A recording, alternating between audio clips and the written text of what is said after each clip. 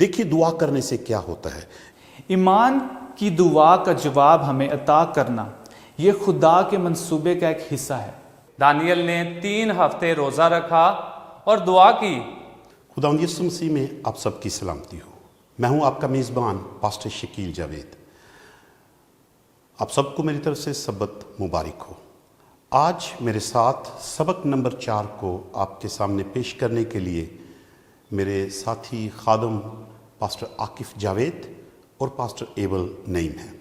हम मिलकर सबक नंबर 4 जिसका उन्वान है दुआया कुव्वत दूसरों के लिए शफायत करना, आज हम इस चीज़ पर गौर करेंगे। लेकिन आइए इससे पहले कि हम इस सबक में आगे बढ़े दुआ करते हैं। मेहरबान जिंदा आसमानी बाप, दिल से शुक्रगुजार हैं कि इस वसीले से एक दूसरे के लिए बरकत का बायस बन सकते हैं। तेरा पाक कलाम हमारी सब बातों में रहनुमाई करता है और आज हम मिलकर इस बात को देखने लगे हैं कि दूसरों के लिए दुआ करना कितना ज़रूरी है। हम देखने लगे हैं कि बाइबल मुक़द्दस में वो तमाम मिसालें हमें क्या सिखाती हैं और अगर हम दूसरों के लिए दुआ करें तो हम उनके लिए कैसी बरकत लेकर आ सकते हैं। अपने पाक रूह के वसीले से हमारी रहनुमाई कर, खुदावंद यीशु मसीह के नाम में आमीन। सबक नंबर 4 दुआया कुव्वत दूसरों के लिए शफायत करना।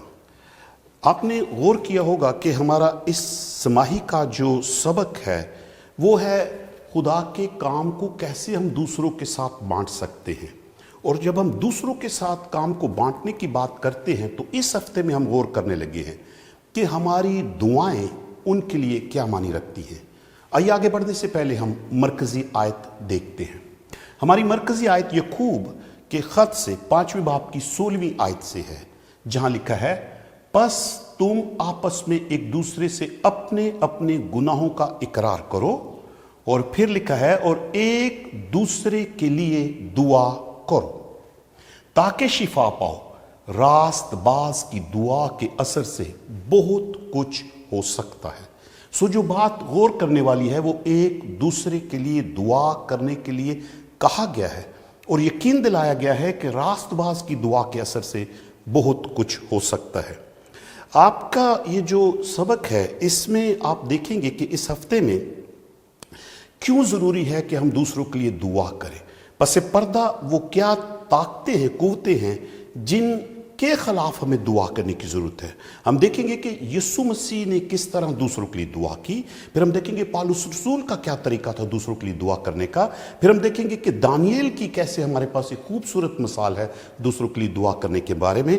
फिर हम सैमुएल के बारे में भी सीखेंगे और आखिर में हम इस बात पर गौर करेंगे कि कैसे और क्यों और जब हम दूसरों के लिए दुआ करते हैं तो खुदा और फरिश्ते और पाकरू दूसरों तक कैसी रसाई करते हैं, कैसे वो रसाई करते हैं। सो आइए इस हफ्ते के सबक पर हम मिलकर गौर करें। अभी चलते हैं मेरे साथी दोस्त खादम पास्टर आकिफ की तरफ और देखते हैं कि वो हमें एतवार और सोमवार के सबक में क्या चीज़ बताते हैं। आए मेरे अजीज़ों, हम अपने अतवार वाले सबक का मुतालिया शुरू करते हैं जिसका अन्वान है एक कायनाती कशमकश। सिर्फ दुनिया ही नहीं लेकिन पूरी कायनात एक ख़ास बात से मुतासिर है। ये एक ऐसा कशमकश है जो नेकी और बदी, रासबाजी और तरीकी की कुव्वतों के दरमियान है, जो असल में मसीह और शैतान के दरमियान एक कशमकश है। खुदा इस कायनाती जंग में इंसानी आज़ादी का एहतराम करता है।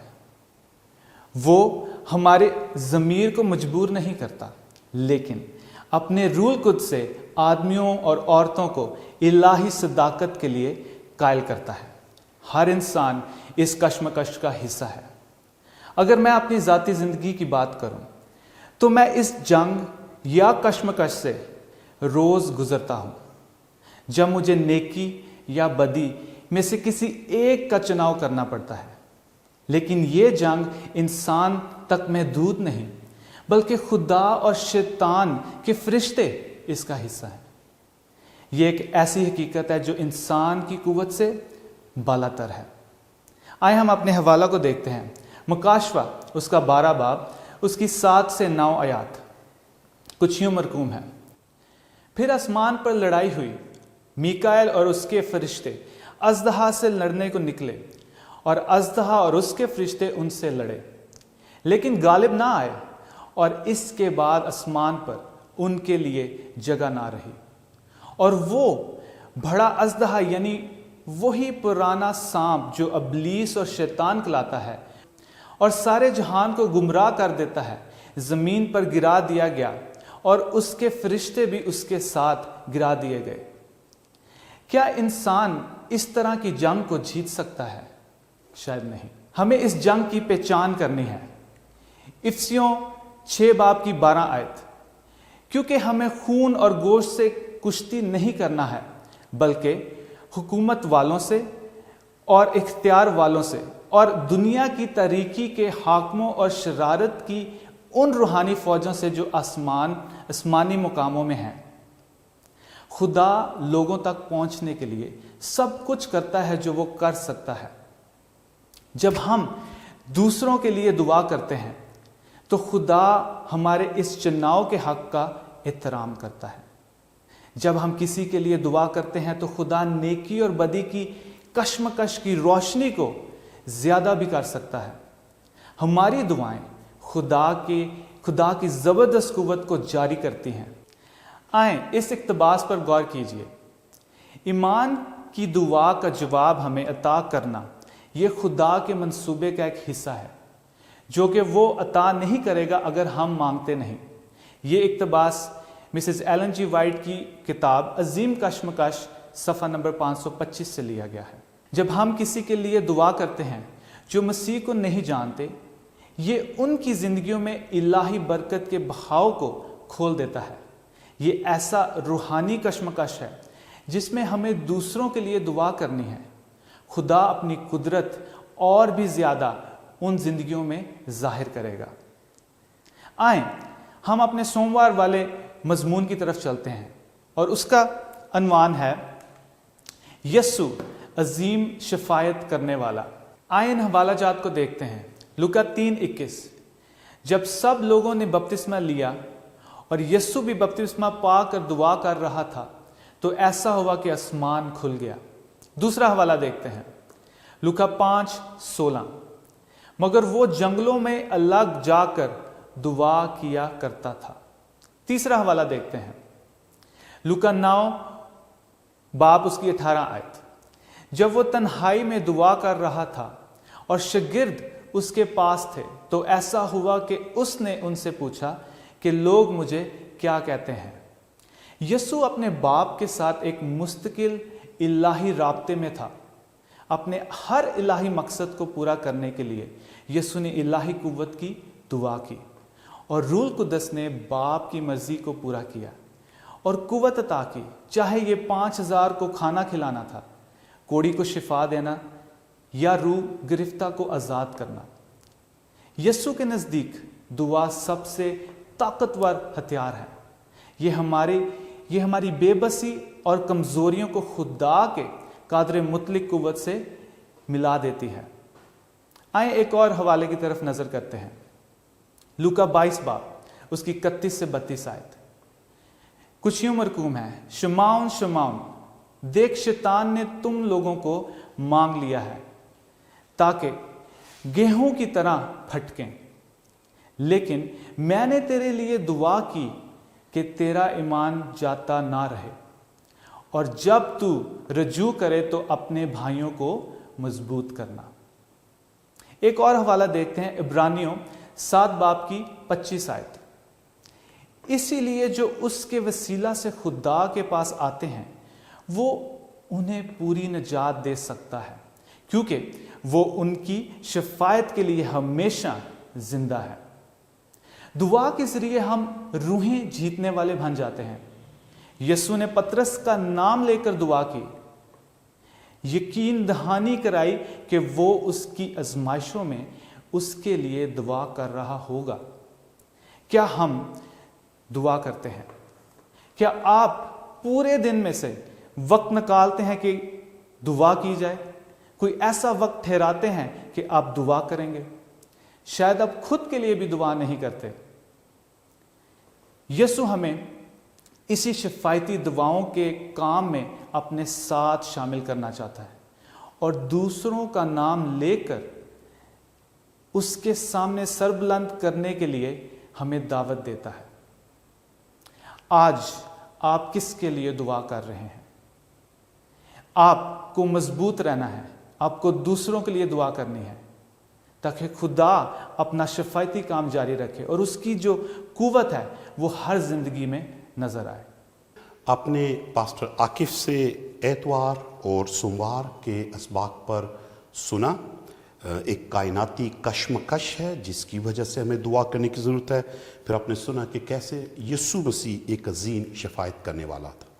آئیے اب ہم پاسٹر ایبل نیم سے منگل اور بدھ کے روز کے سبق کے متعلق بھی سنتے ہیں۔ مسیح کے ابدی اور جلالی نام میں آپ سب سننے والوں پر سلامتی ہو۔ عزیزان گرامی، میرا نام پاسٹر ایبل نعیم از فروخ آباد ABN پاکستان کی جانب سے سبق اسکول بائبل گائیڈ تیسری سماہی اور اس کا چوتھا سبق منگل اور بدھ کا مطالعہ۔ جب ہم اس سماہی کی کتاب کا عنوان دیکھتے ہیں، خدا کے لیے دوست بنانا، اس کے کام کو بانٹنے کی خوشی، لہٰذا اس کتاب کا مطالعہ اور بائبل کے تمام طریقہ کار ہمیں اس راہ پر گامزن کریں گے کہ کس طرح ہم خدا میں دوست بنا سکتے ہیں۔ اس سے پہلے کہ ہم اپنے آج کے مختصر مطالعہ کی جانب بڑھیں، آئیے خدا سے دعا میں مدد مانگیں۔ قادر مطلق خدا، تیرے حضور بڑی عاجزی اور انکساری کے ساتھ آتے ہیں۔ اے خداوند، سادہ دلوں کو ہوشیاری بخش اور اے خداوند ہمیں اپنی سمجھ تک پہنچنے کے لیے اے خداوند اپنے پاک روح کی ہدایت کرنا۔ تمام سننے والے کانوں کو اے خداوند بڑی برکت سے نوازنا۔ یہ دعا تیرے پیارے بیٹے اپنے مسیح یسوع کے نام سے مانگتے ہیں، آمین۔ پالوس کی شفایتی دعائیں۔ افسیوں پہلے باب کی 15ویں سے 21ویں آیت پر غور کریں گے۔ اس سبب سے میں بھی اس ایمان کا جو تمہارے درمیان خداوند یسوع مسیح پر ہے اور سب مقدسوں پر ظاہر ہے، حال سن کر تمہاری بابت شکر کرنے سے باز نہیں آتا، اور اپنی دعاؤں میں تمہیں یاد کیا کرتا ہوں کہ ہمارے خداوند یسوع مسیح کا خدا جو جلال کا باپ ہے تمہیں اپنی پہچان میں حکمت اور مکاشفہ کی روح بخشے اور تمہارے دل کی آنکھیں روشن ہو جائیں، تاکہ تم کو معلوم ہو کہ اس کے بلانے سے کیسی کچھ امید ہے، اس کی میراث کے جلال کی دولت مقدسوں میں کیسی کچھ ہے، اور ہم ایمان لانے والوں کے لیے اس کی بڑی قدرت کیا ہی بے حد ہے، اس کی بڑی قوت کی تاثیر کے موافق جو اس نے مسیح میں کی جب اسے مردوں میں سے جلا کر اپنی داہنی طرف آسمانی مقاموں پر بٹھایا، اور ہر طرح کی حکمت اور اختیار اور قدرت اور ریاست اور ہر ایک نام سے بہت بلند کیا، جو نہ صرف اس جہان میں بلکہ آنے والے جہان میں بھی دیا جائے گا۔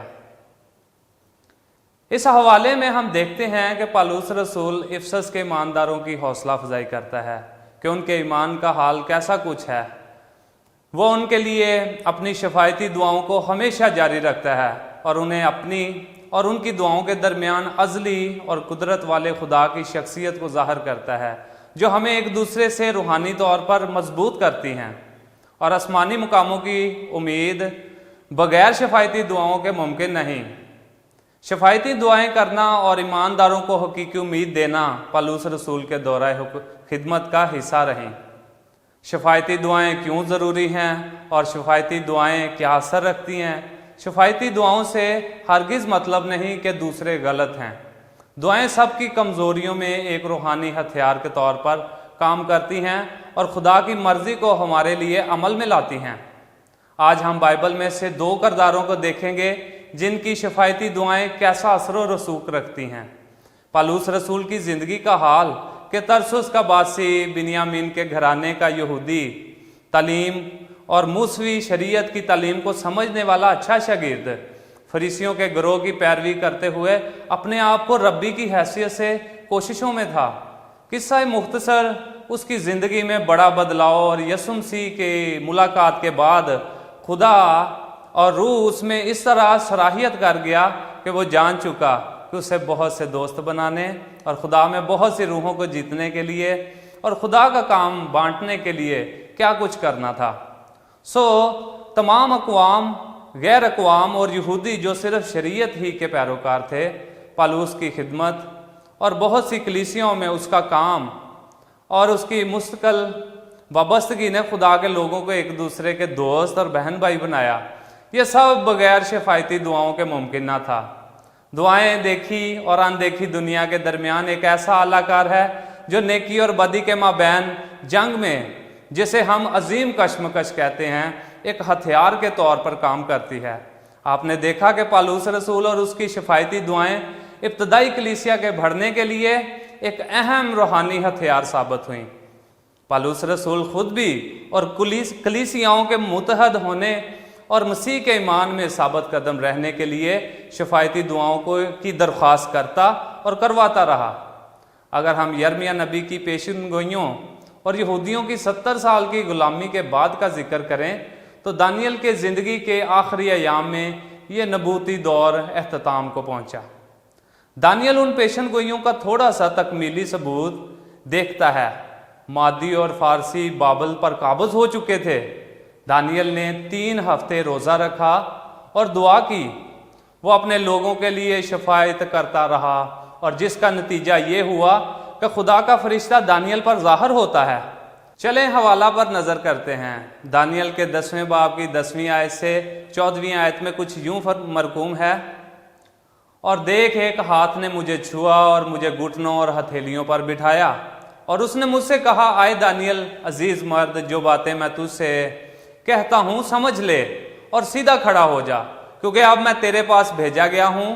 اور جب اس نے مجھ سے یہ باتیں کہیں تو میں کانپتا ہوا کھڑا ہو گیا۔ تب اس نے مجھ سے کہا، آئے دانیل خوف نہ کر، کیونکہ جس روز سے تو نے دل لگایا کہ سمجھے اور اپنے خدا کے حضور عاجزی کرے، تیری باتیں سنی گئیں اور تیری باتوں کے سبب سے میں آیا ہوں۔ پر فارس کی مملکت کے موکل نے 21 دن تک میرا مقابلہ کیا۔ پھر میکائیل جو مقرب فرشتوں میں سے ہے میری مدد کو پہنچا، اور میں شاہان فارس کے پاس رکا رہا۔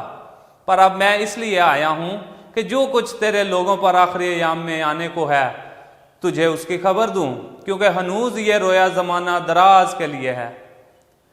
آئیے دیکھتے ہیں، جب ہم نے اس حوالے کو پڑھا، یقیناً یہ مملکت کا موکل خورس بادشاہ نہیں ہو سکتا، بلکہ جان لیں کہ یہ شیطان کی نمائندگی کرتا ہے۔ یوحنا 12ویں باب کی 21ویں، 31ویں اور 14ویں باب کی 30ویں آیت میں یسوع مسیح اسے دنیا کا سردار کہتا ہے، جبکہ افسیوں 2 باب کی 2 آیت میں پالوس رسول اسے ہوا کی عملداری کے حاکم کے لقب سے پکارتا ہے۔ پھر میکائیل کون ہے؟ جان لیں کہ میکائیل اصطلاح بائبل میں 5 بار استعمال ہوئی ہے، جو کہ مکاشفہ 12ویں باب کی 7ویں آیت، یہودا کے خط کی 9ویں آیت، دانیل 10 باب کی 13ویں سے 21 آیت اور دانیل 12 باب کی 1 آیت میں ملتا ہے۔ میکائیل، جس کا مطلب خدا کی مانند، کون ہے؟ شیطان کے ساتھ براہ راست جنگ میں یسوع مسیح کو فرشتوں کے سردار کے طور پر بیان کرتا ہے۔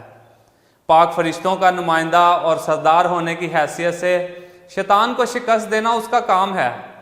واضح رہے کہ دانیل 10 باب نیکی اور بدی کی کشمکش سے پردہ ہٹاتا ہے۔ میکائیل جہنم کی فوجوں کو شکست دینے کے لیے آسمان سے اترتا ہے، اور یہ دانیل کی اپنے لوگوں کے لیے شفایتی دعاؤں ہی کے نتیجہ سے خدا کا جواب ہے۔ خدا ہمیشہ ہماری نجات کے لیے کوشاں ہے۔ یاد رہے کہ لوکا 22 باب میں یسوع مسیح پطرس کے لیے دعا کرتا ہے، وہ آج بھی ہمارے لیے دعا کرتا ہے۔ سو آج ہمارے لیے یہ لازم ہے کہ ابتدائی کلیسیا کی طرح کلیسیا کی افزائش کے لیے زمینی رشتوں کی مضبوطی، دوستوں اور دور و نزدیک کے تعلقاتی لوگوں کے لیے، اپنے ستائے جانے والوں کے لیے ایک بار نہیں بلکہ اپنی زندگی کے تمام ایام شفایتی دعاؤں کو عمل میں لائیں، اور روحانی ہونے اور خدا کی نیک بخت اولاد کی حیثیت سے جانے جانے کے لیے شفایتی دعاؤں کو اپنی زندگیوں میں عمل میں لائیں۔ خدا آپ سب کو بڑی برکت دے، آمین۔ آپ نے ابھی منگل اور بدھ کے اسباق پر پاسٹر ایبل سے سنا کہ کیسے پالوس رسول کی خدمت کا یہ ایک اہم حصہ تھا کہ وہ اپنے ساتھیوں کے لیے، اپنے دوستوں کے لیے اور اپنی کلیسیا کے لیے دعا کیا کرتا تھا۔ تو ہمارے پاس ایک اچھی مثال ہے۔ پھر ہم نے دانیل کی مثال دیکھی، اندیکھی قوتیں جو پیچھے کام کرتی ہیں، اور جب دانیل دعا کر رہا تھا तो दानियेल की उस मिसाल से हमें सिखाया गया है। आइए अब हम अपने जुमेरात के सबक की तरफ बढ़ते हैं। हमारे जुमेरात के सबक में जिस चीज़ पर बात की गई है वो है दुआ का मकसद। क्यों हम दूसरों के लिए दुआ करते हैं और उसका मकसद क्या है। यहाँ आपके इस आज के सबक में जुमेरात वाले में एक खूबसूरत मिसाल और बात कि किस कदर बोझ खुदावंद का ये नबी पुराने अहदनामे में सैमुएल लोगों के लिए दुआ करने का बोझ वो किस कदर रखता था। ज़रा उसके इन अल्फाज पर गौर करें। ऐसा लगता है कि ये सैमुएल की खिदमत और ज़िंदगी का बड़ा अहम हिस्सा था, इतना अहम कि उसने कहा, सैमुएल के अल्फाज हैं, सो खुदा ना करे कि तुम्हारे लिए दुआ करने से बाज आकर खुदावंद का गुनाहगार ठहरूं।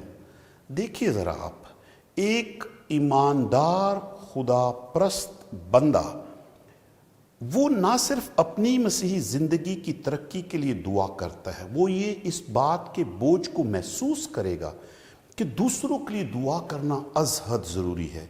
इतना ज़रूरी कि सैमुएल ने इस हद तक कह दिया कि वो अपने आप को मुजरिम और गुनाहगार समझेगा अगर वो दूसरों के लिए दुआ ना करे। तो आप देख लीजिए कि बाइबल मुक़द्दस में हमारे पास ये खूबसूरत मिसाल दानियेल सैमुएल के बारे में जो दी गई है कि किस कदर वो महसूस करता है कि दूसरों के लिए दुआ की जाए। अब आपकी जो आयत यहाँ नीचे एक और दी गई है वो है पहला यूहन्ना उसका 5वां बाब और उसकी 14वीं आयत से 16वीं आयत तक, जहाँ हमें दूसरों के लिए उस वक्त दुआ करने के लिए कहा गया है जब हम अपने भाइयों को, साथियों को किसी गुनाह में देखते हैं। देखिए ज़रा, वहाँ यूहन्ना खुदावंद का बंदा रसूल कहता है कि जब आप उनके लिए दुआ करते हैं और वो गुनाह ऐसा नहीं जो उनकी ज़िंदगी को ख़त्म करे, तो फिर वो गुनाह उनको बख्शा जाएगा और खुदा ऐसे हालात पैदा करेगा कि वो गुनाह से पलट सके। सो एक तरीका या एक जाविया दूसरों के लिए दुआ और शिफायत करने का पहलू ये भी होना चाहिए कि आप जब दूसरों को कमज़ोर देखते हैं, गुनाह में गिरा हुआ देखते हैं, आजमाइशों में देखते हैं, तो कलाम के इस हवाले के मुताबिक हम पर फ़र्ज़ हो जाता है हम दूसरों के लिए दुआ करें। एलन वाइट के कमेंट यहाँ पर कितने खूबसूरत हैं जो मैं आपके सामने पढ़ना चाहता हूँ। देखिए दुआ करने से क्या होता है। यहाँ लिखा है, शैतान अपने ताकतवर हरीफ का सामना नहीं कर सकता, यानी यीशु मसीह जिससे अपील की गई है। हम दुआ करते हैं खुदावंद यीशु मसीह से, और जैसे हम यीशु मसीह से दुआ का मतलब है दरख्वास्त करना, इल्तिजा करना, लोगों के लिए करते हैं, तो खुदावंद यीशु मसीह को उस दुआ के जवाब में काम करने का मौका मिलता है। और यहाँ लिखा है, क्योंकि वो उसकी कुव्वत और हशमत के सामने डरता और कांपता है। खुशी से की जाने वाली दुआ की आवाज़ से शैतान और उसका सारा लश्कर लर्जा होता है। आपने पहले आकिफ से इस बात को सुन लिया कि कैसे अबलीस कायनाती तौर पर इस कश्मकश में खुदा के काम में हरीफ है। तो देखिए ज़रा, जब हम दुआ करते हैं तो खुदा को मौका मिलता है और वो अपने लोगों के लिए काम करता है, और शैतान और उसका सारा लश्कर इसके सामने कांप जाता है। मैं आपकी तवज्जो बाइबल की उस आयत की तरफ भी दिलाना चाहता हूँ जहाँ खुदावंद के बंदा यूहन्ना ने मुकाशवा की किताब के 5वें बाब में लिखा कि वो 24 बुजुर्ग, उनके हाथ में सोने के प्याले, और लिखा है उनमें मुकद्दसों की दुआएं थी। सो याद रखें कि दुआएं कभी ज़ाया नहीं जाती, रायगाय नहीं जाती। जैसे ही हम दुआ करते हैं तो खुदा को मौका मिल जाता है दूसरों के लिए काम करने का। तो बड़ा मकसद शिफायती दुआ का ये है कि खुदा को मौका मिले, उसके पाकरू को मौका मिले, और फरिश्ते तैयार होते हैं उसके मुकाबले में काम करने के लिए। आइए अब हम जुम्मे के सबक की तरफ बढ़ते हैं। जुम्मे के सबक में हम 3 चीज़ों पर गौर करेंगे। पहले हम देखेंगे कि मज़ीद ख़यालात में हमें क्या कौन सी बातें बताई गई हैं। फिर हम देखेंगे कि गौर खोज के लिए हमें जो सवालात दिए गए हैं वो क्या हैं, और फिर आखिर में हम पूरे सबक के खुलासे पर गौर करेंगे। आइए ज़रा चंद बातों को देखें جو مزید خیالات میں بتائی گئی ہیں۔ اب غور کریں کہ یہاں لکھا ہے کہ جب ہم دعا کرتے ہیں ہماری دعائیں خدا کے تخت کے پاس پہنچتی ہیں اور اس تخت کے گرد موجود فرشتے تیار ہوتے ہیں کہ دعا کے جواب میں وہ زمین پر ان لوگوں کے لیے آ کر کام کرے جن کے لیے شفاعت کی جاتی ہے۔ یہاں لکھا ہے کہ جو ہر دعا جو دل سے اور زندہ ایمان کے ساتھ کی جاتی ہے اس کا جواب دینے کے لیے غور کریں۔ ایلن وائٹ نے کیا چیز ہمیں یاد دلائی؟ اس کا جواب دینے کے لیے فوری طور پر یسوع کے حکم کی تکمیل کی جاتی ہے۔ جو ہی ہم دعا کرتے ہیں ہم خداوند یسوع مسیح سے دعا کرتے ہیں اور دعائیں تخت تک پہنچتی ہیں اور یسوع مسیح حکم دیتا ہے اپنے فرشتوں کو اور وہ جا کر کام کرتے ہیں۔ پھر لکھا ہے کہ ہماری دعائیں آسمان پر ایک تو وہ ضائع نہیں ہوتی، وہ وہاں ذخیرہ کی جاتی ہیں، ان کو قدر کی نگاہ سے دیکھا جاتا ہے۔ پھر غور کیجئے مزید خیالات میں یہ بھی بتایا گیا ہے کہ دعا کا جواب وقت اور جگہ، اگرچہ ہم دعا کرتے ہیں لوگوں کے لیے مخصوص جگہوں پر وہ ہیں، لیکن خدا خود سوچتا ہے کہ دعا کا جواب کب، کیسے اور کس طرح سے دینا ہے۔ اس لیے ہمیں اس چیز کے لیے اوپن رکھنا چاہیے اپنے آپ کو۔ جب ہم دعا کرتے ہیں تو خدا کو موقع دیں کہ وہ اس میں خود کام کرے، اور یاد رکھنا چاہیے کہ دعا ہمیشہ اس طرح سے جس طرح سے ہماری توقع ہوتی ہے اس کا جواب ضروری نہیں اس طرح سے آئے، لیکن دعا سنی ضرور جاتی ہے اور دعا کا جواب خدا ضرور دیتا ہے، کیونکہ ہمارا خدا دعاؤں کا سننے والا خدا ہے۔ اور پھر یہاں پر لکھا ہے مزید خیالات میں کہ ہمیں اپنے رشتہ داروں کے لیے، ساتھیوں کے لیے، دوستوں کے لیے، بلکہ یاد کیجئے یسوع مسیح نے تو ستانے والوں کے لیے بھی دعا کرنے کو کہا تھا۔ یسوع مسیح نے دشمنوں سے محبت رکھنے کے لیے اور ان کے لیے دعا کرنے کے لیے کہا۔ آئیے یاد رکھیں کہ خداوند یسوع مسیح جس کے ہم پیروکار ہیں، جب وہ صلیب پر تھا تو 7 صلیبی کلمات میں سے پہلا جملہ جب یسوع مسیح نے کہا تو وہ یہی تھا کہ اے باپ ان کو معاف کر۔ تو جب ہم دوسروں کے لیے دعا کرنے کی بات کرتے ہیں تو آئیے صرف اس چیز پر محدود نہ رہیں کہ ہم نے دوسروں کے لیے صرف شفا کے لیے دعا کرنی ہے بیماری کی صورت میں۔ جی نہیں، ان کی روحانی زندگی کے لیے، ان کی برکات کے لیے، ان کی معافی کے لیے، انہیں مسیح تک لانے کے لیے ہمیں دعا کرنی چاہیے، ہمیں اپنے دشمنوں کے لیے دعا کرنی چاہیے۔ ایک اور خیال، ابھی حال ہی میں کچھ ایسی روایت دیکھنے کو ملتی ہے، لوگ اسرائیل قوم کے لیے دعا کرتے ہیں، جو کہ غلط نہیں ہے، ہمیں دعا کرنی چاہیے۔ مگر یاد رکھیں نئے عہد نامے میں خداوند کا بندہ پالوس تیموتھیوس کو خط لکھتے ہوئے کہتا ہے کہ دعائیں سب لوگوں کے لیے کی جائے، اور وہ پھر بادشاہ سے شروع کر کے قاضیوں کے لیے دعا کرنے کے لیے کہتا ہے، چھوٹے بڑے ہر ایک کے لیے دعا کرنے کے لیے کہتا ہے۔ اور یہ بھی یاد رکھیں کہ جب ہم دعا، شفایتی دعا کی بات کر رہے ہیں تو صرف یہ پاسبان کا کام نہیں کہ وہ دعا کرے، کلیسیا کا کام بھی ہے۔ آئیے غور و خوض میں جو سوالات دیے گئے ہیں 2 باتوں پر غور کریں۔ نمبر 1 یہ کہ پالوس رسول، ذرا غور کریں، پالوس رسول نے مختلف کلیسیاؤں سے درخواست کی، ایک تو وہ خود دعا کیا ہی کرتا تھا ان کے لیے اور ایک دوسرے کے لیے دعا کے لیے بھی کہا، لیکن پھر اس نے اپنی خدمت کے لیے دعا کرنے کے لیے کہا۔ تو شفایتی دعا میں مہربانی سے یاد رکھیں کہ وہ لوگ جو خداوند کی خدمت کرتے ہیں، ہمارے پاسبان، ان کو کتنی دعا کی ضرورت ہوتی ہے۔